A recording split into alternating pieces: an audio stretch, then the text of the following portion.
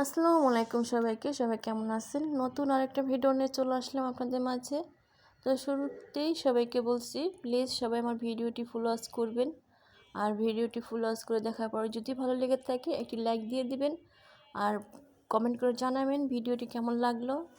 আর যদি ভালো লেগে থাকে আর আমার চ্যানেল যদি নতুন হয়ে থাকেন, আমার চ্যানেলটি সাবস্ক্রাইব করে পাশে থাকবেন। তো সকালবেলা ঘুম থেকে উঠে আমি বসিয়েছিলাম, তো হয়ে গেছে। এখানে ধনিয়া পাতা ভর্তা আর মরিচ ভর্তা করে নিলাম। তো ধনিয়া পাতা ভর্তা মরিচ ভর্তা করে খাওয়া দাওয়া করে নিয়েছি। তারপর আমার ছেলে মেয়ে উঠেছে, ওদের জন্য পরোটা বানিয়ে নিলাম। আর রান্নাঘরে কিছু থালা বাসন ছিল, সেগুলো পরিষ্কার করে নিয়েছি। তারপরে আমি রান্না করব দুপুরের জন্য। তো দুপুরে রান্না করার জন্য আমি এখানে কই মাছ রান্না করব। তো এখানে কই মাছগুলো ভেজে নিলাম আমি।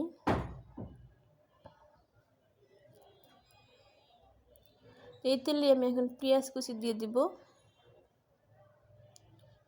এখানে আমি আলু, ফুলকপি আর পেঁয়াজ কুচি দিয়ে তরকারিটা রান্না করব।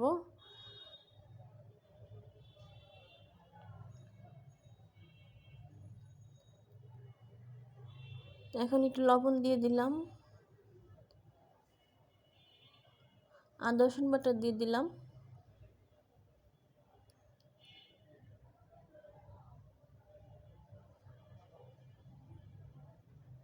আদা রসুন বাটিটা ধুয়ে দিলাম। আমি প্রতিদিনের আদা রসুন প্রতিদিন বেটে তারপরে রান্না করি, বেটে ফ্রিজে জমিয়ে রাখি না। যতটুকু লাগে ততটুকু বেটে নিই প্রতিদিন। এখানে এখন হলুদের গুঁড়া, মরিচের গুঁড়া, ধনিয়ার গুঁড়া, জিরার গুঁড়া সব দিয়ে দিব।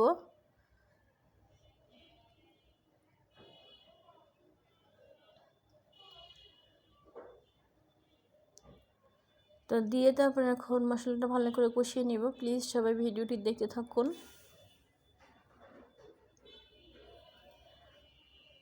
এখানে একটু পানি দিয়ে দিলাম আমি মশলা কষানোর জন্য। এখন মশলা কষানো হয়ে গেছে, এখন আলু আর ফুলকপিগুলো দিয়ে দিলাম। তো এগুলো ভালো করে কেটে ধুয়ে নিয়েছিলাম ভালো করে।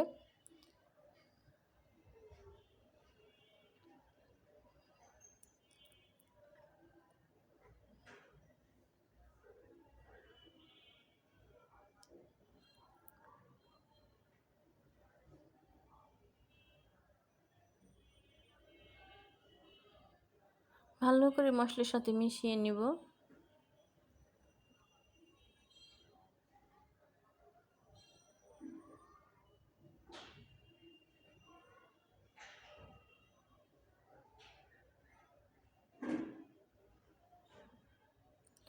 এখন ঢেকে দিলাম, কিছুক্ষণ সিদ্ধ করে নিব।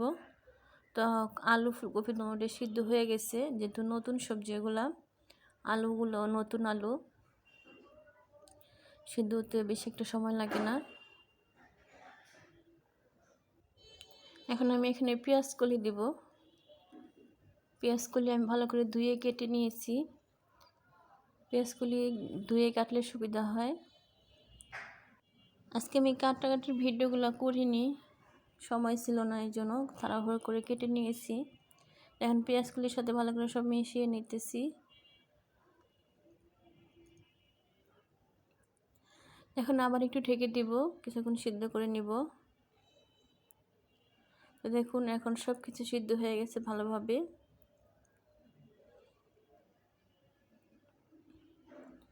কত পেঁয়াজগুলি দেখা গেছিল, এখন কিন্তু অনেক কমে গেছে। সিদ্ধ হওয়ার পরে পেঁয়াজগুলি খুব কমে গেছে। পেঁয়াজগুলি খুব ভালো লাগে, এই জন্যে পেঁয়াজগুলি তরকারিতে দিলে খুব মজা লাগে।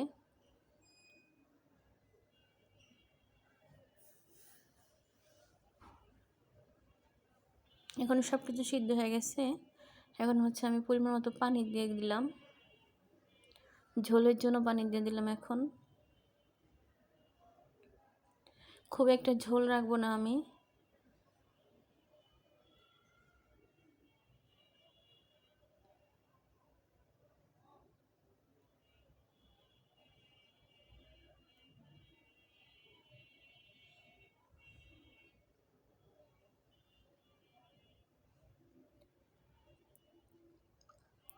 বলক এসে গেছে, এখন আমি মাছগুলো দিয়ে দিব। ভেজে রাখা মাছগুলো আমি একে একে দিয়ে দিব এখন।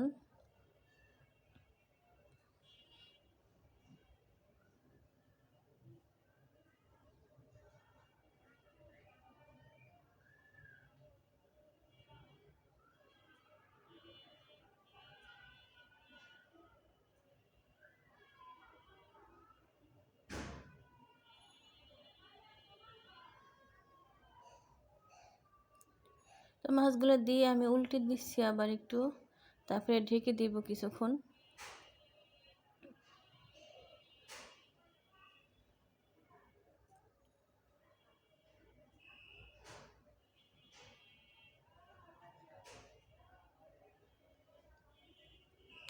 এখন কিছুক্ষণ ঢেকে রান্না করব যাতে ভালো করে সব কিছু হয়ে যায়।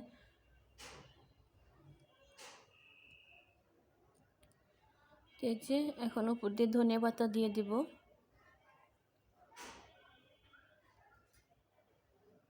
এই তরকারিটা অনেক মজা হয়েছিল।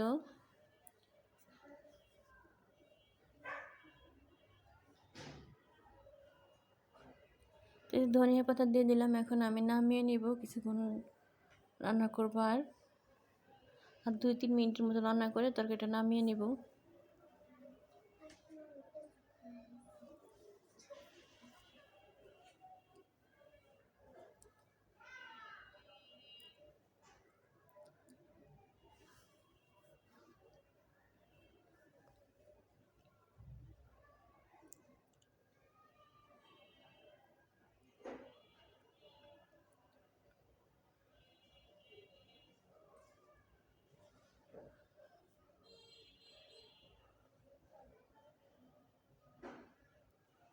এখন তরকারিটা নামিয়ে নিব, হয়ে গেছে। তো এতক্ষণ ধরে যারা আমার ভিডিওটি দেখছেন, আমার সাথে আছেন, তাদের সকলকে অসংখ্য ধন্যবাদ। যারা এখনও লাইক দেননি প্লিজ একটি লাইক দিয়ে দিবেন। তো সকলকে অসংখ্য ধন্যবাদ আমার সাথে এতক্ষণ ধরে থাকার জন্য। সবাই ভালো থাকবেন, সুস্থ থাকবেন। আজকের মতো এখানেই বিদায় নিচ্ছি, আবার চলে আসবেন নতুন কোনো ভিডিও নিয়ে। ভালো থাকবেন সবাই, আল্লাহ হাফেজ।